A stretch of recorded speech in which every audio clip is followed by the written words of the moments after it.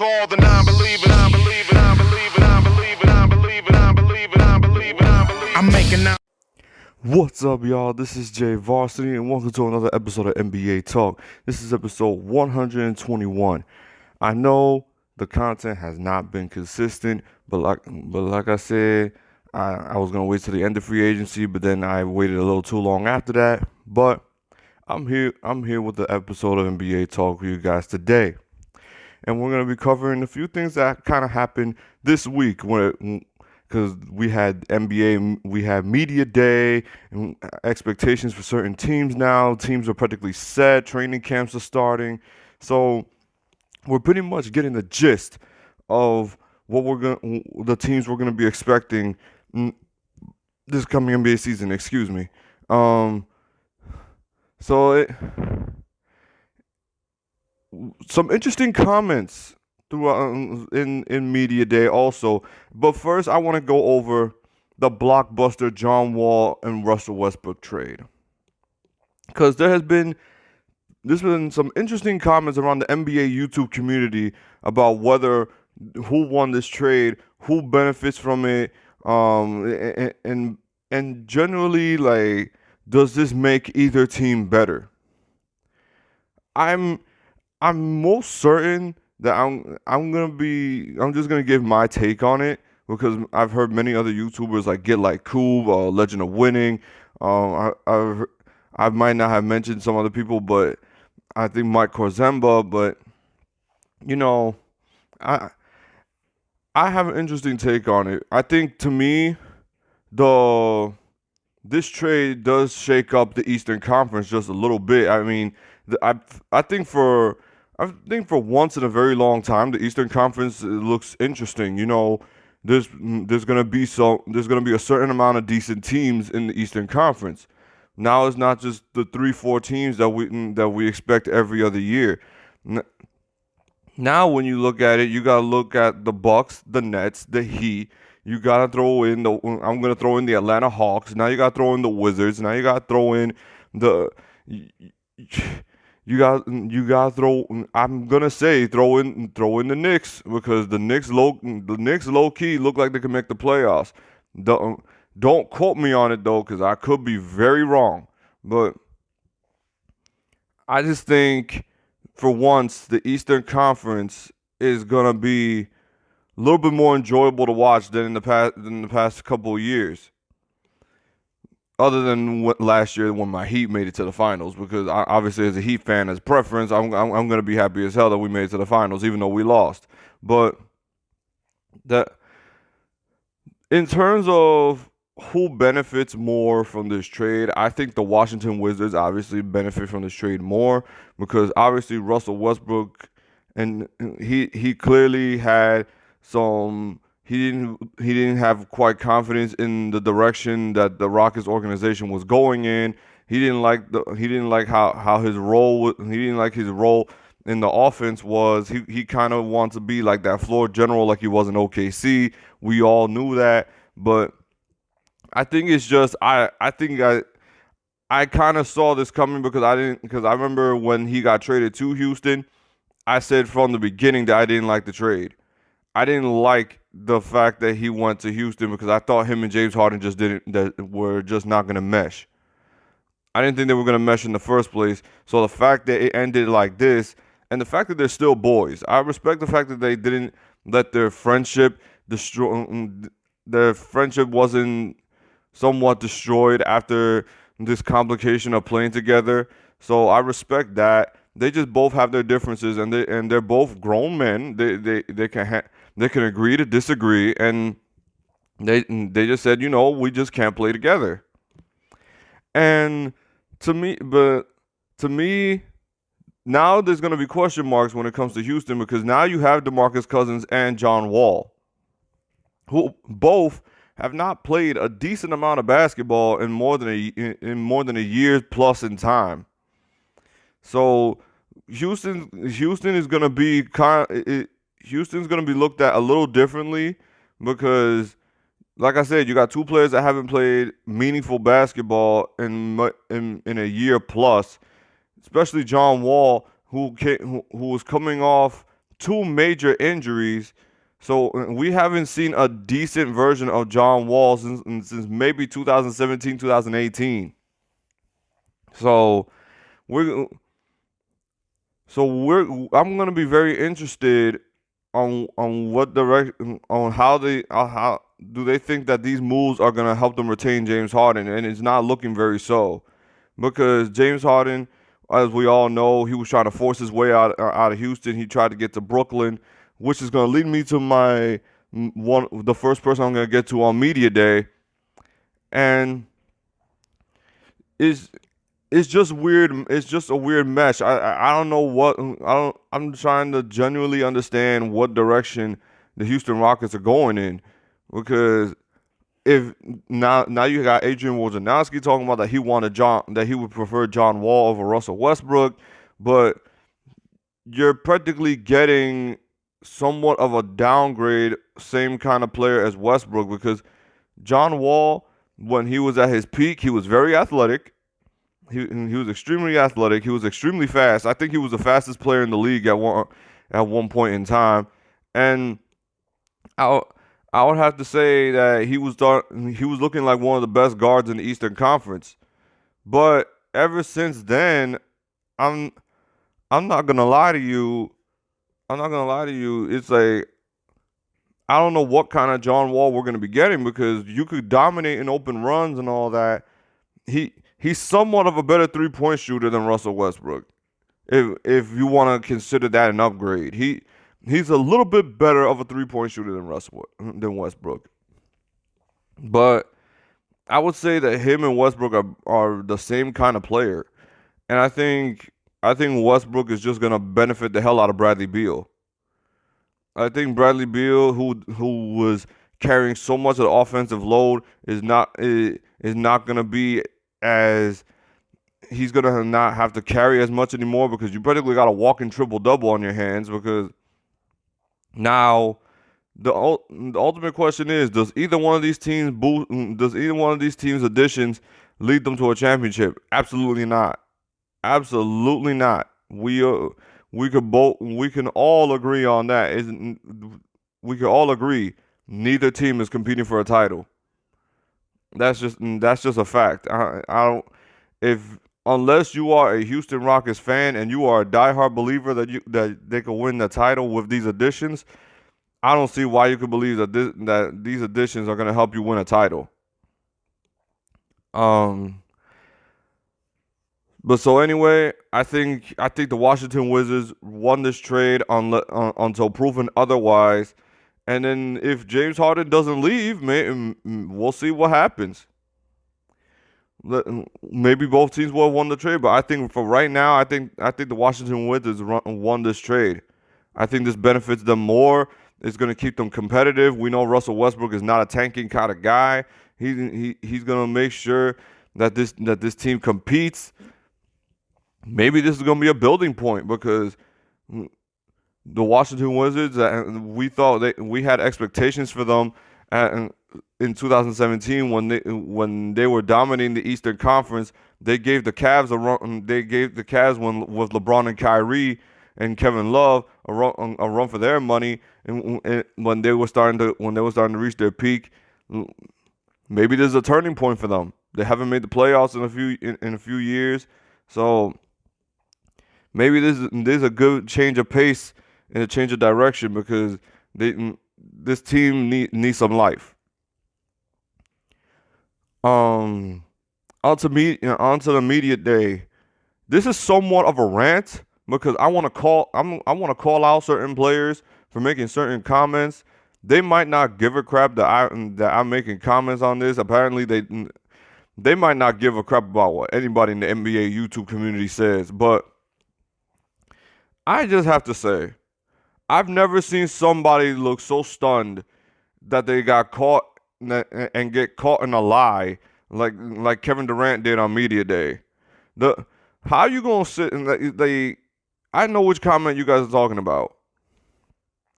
I know you guys know which comment I'm talking about, when he tried to address the whole recruiting of James Harden. How are you gonna sit there and say that was all BS and that's just all and that rumor is a lie? Then then how come James Harden wants to go to Brooklyn? How come James Harden wants to go to Brooklyn if that's a lie? I'm trying to understand. I'm trying to understand that. Why is he trying to force his way out of Houston to go to Brooklyn to play with you so badly if it's a lie? I have never in my life seen somebody get caught and they basically just deny themselves the death in front of the media.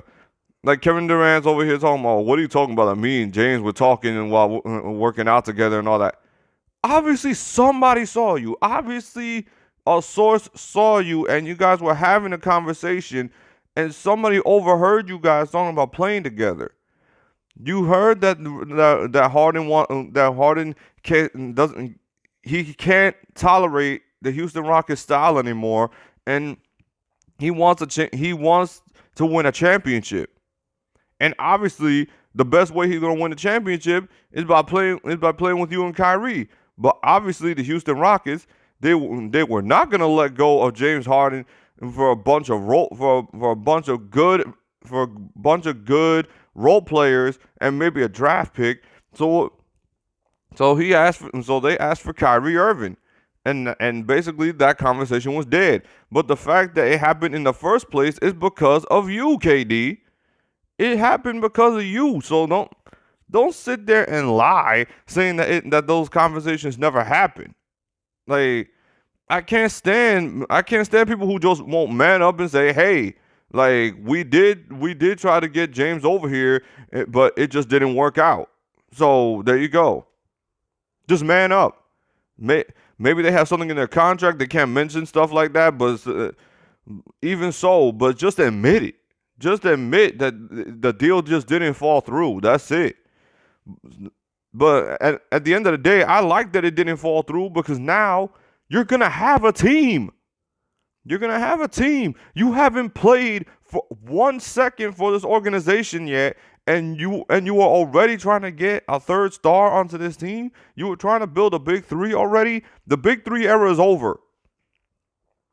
The big three era is over. Plain and simple. Every team has 2 stars. Every team has 2 stars. This is the new era. Actually, it's reverting back an era where every team was building off of 2 stars. Because I understand the everybody trying to, and first of all, actually I don't understand. Let me just clarify one thing. LeBron did not create super teams. I'm sorry. Can we stop saying that? Can we stop saying LeBron created super teams? The Big Three era officially started when the Celtics did it in 08. Like, come on, man. It was KG, Ray Allen, and Paul Pierce. Like, for God's sake. Everybody over here trying to blame LeBron for everything. Now, I'm not gonna come over here and say that LeBron hasn't changed the landscape of free agency, because yes, he did. Yeah, yes, he did. He changed the landscape of free agency. Now every player everybody is more amped in suspense on where big time players are gonna go, because they're not exactly just gonna stay with their old teams, because now there's more pressure on organizations to make moves. But I'm not going to sit here. People are going to just sit here and say, oh, LeBron created the super team era and all this other stuff. No. Cut that out.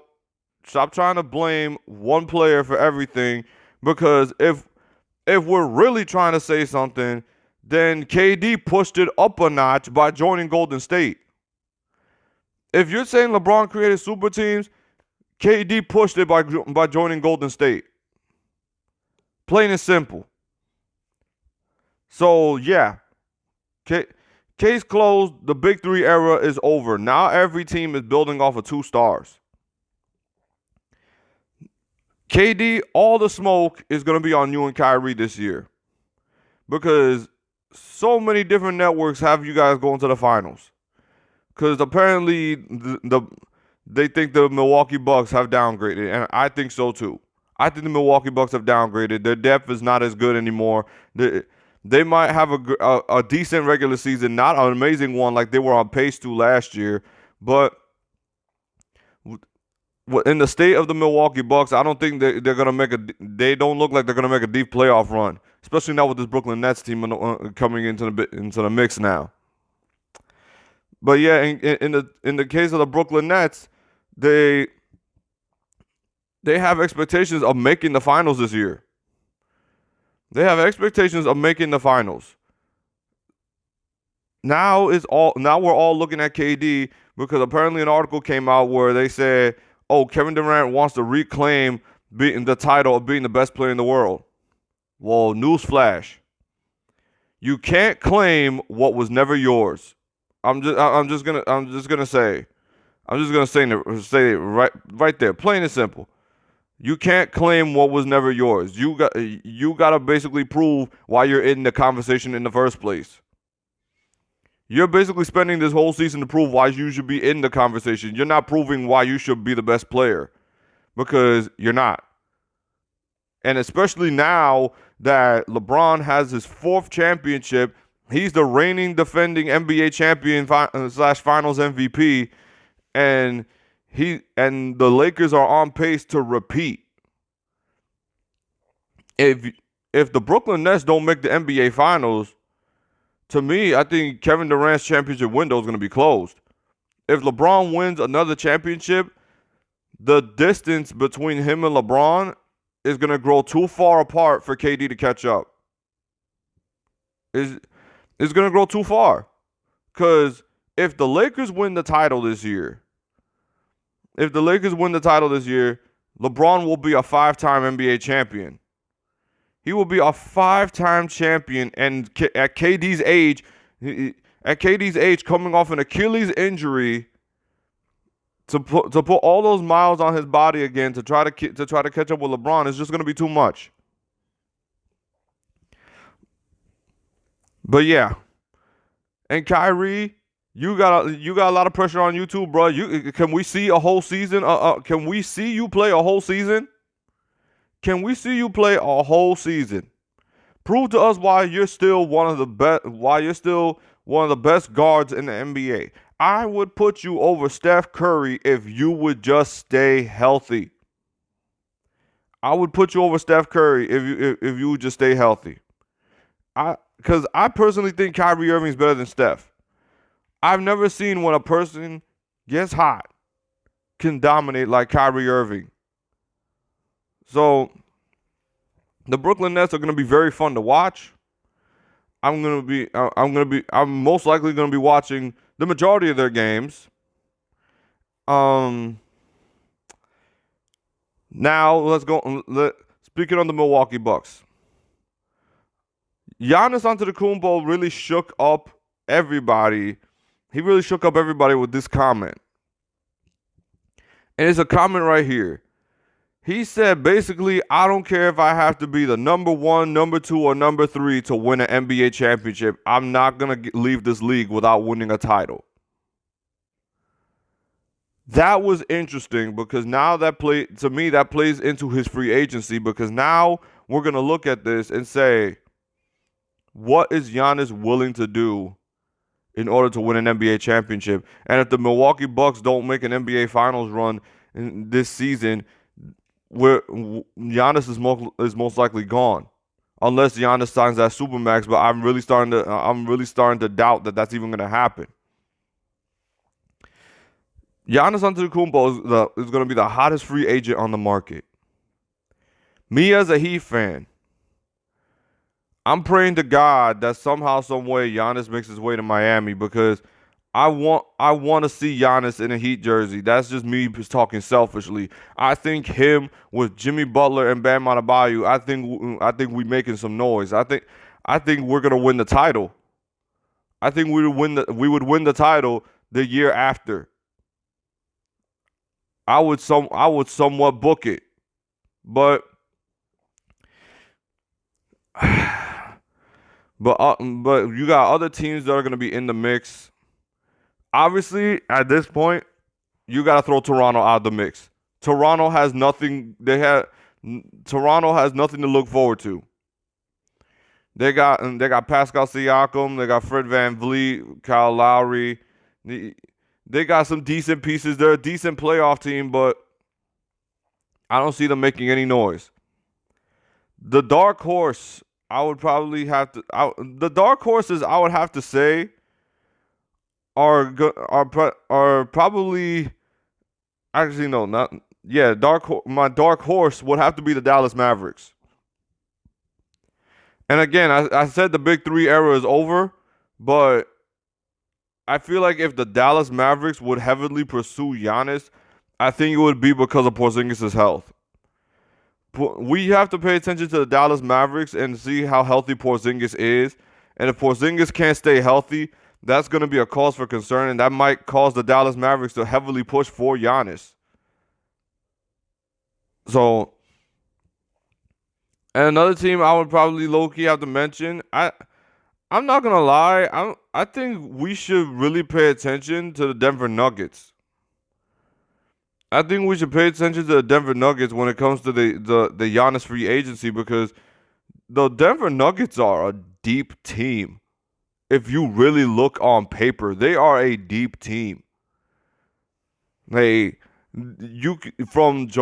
got from Jamal Murray, Nikola Jokic, Michael Porter Jr., JaMychal Green. Who else can I throw in there? You got Gary Harris, Will Barton. You got some really decent pieces in there. You re-signed Paul Millsap. I think if Giannis got thrown into the mix there, I think that's another team that's going to be competing for championships. Because you add in a guy like Giannis to help on rebound, just to use him for rebounding purposes. He could really dominate on the boards.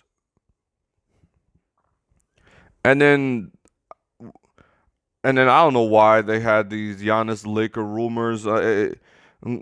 After I think everybody was petrified hearing about Giannis potentially joining the Lakers. I was genuinely I had an oh crap moment when I was like, God damn it. Excuse my language, but I was gonna say, what in the actual fuck? That would be the scariest thing on planet Earth. You put Giannis as center with Anthony Davis and LeBron, and that's it. Nobody's scoring. Nobody is scoring. But anyway, that's not happening. That's not happening. But yeah, this is all the pressure is on the Milwaukee Bucks this year. It's do or die season. If they don't make some form of noise, Giannis is gone. Plain and simple. Now, I want to get to this team before I end this episode. The Los Angeles Clippers. The Los Angeles Clippers have not learned their lesson, and they're doing a lot of talking on media day. I want to genuinely start with Marcus Morris. Marcus Morris coming with the interesting comment saying they were talking about the infamous Denver Nuggets series that we all have not stopped talking about. And he says at the end of the day, they were not better than that. They weren't the better team. You mean the Denver Nuggets team that was down 3-1 and they came back and blew you out by 20 plus in a game 7? You saying that team wasn't better than you? Listen, if a guy came back and beat me 3 straight times, am I really gonna sit there and say that guy's not better than me? If I just needed one more game to beat him in a series, if you needed one game to win the series, and we would have had the Battle of LA. You just needed to win one game. Like, you had Jamal Murray playing the game of his life in a Game 7, putting up 40, outscoring both your best players. He outscored both Kawhi and Paul George. Because Kawhi and Paul George combined for 24. Jamal Murray put up 40 in a Game 7. So for Marcus Morris to come out with those comments, you better come. I expect nothing less. I have the expectations for the Clippers are going to be so substantially high because you had so much drama in this offseason, because now you have the Clippers staff talking about how Kawhi and Paul George had so much preferency, which I am not surprised, because they treated Paul George and Kawhi Leonard like a bunch of divas, even though Paul George hasn't done anything to earn that right. Kawhi is a 2-time champion, and it just surprises the hell out of me to hear that these guys are still talking smack even when they lost. Like, when are these guys gonna get humbled? When are they gonna reach that humble stage? Because I just can't stand the Clippers right now. I just really can't stand the Clippers. And maybe it's the guys that are on the team. Like, Marcus Morris has just been a natural born shit talker for a very long time. Like, he just talks a lot of crap. He has not been successful on the majority of the teams that he's been on. Like, you were on the Boston Celtics. The farthest you got is the conference finals, and LeBron, but you were quote unquote the LeBron stopper, and LeBron kills you every single time.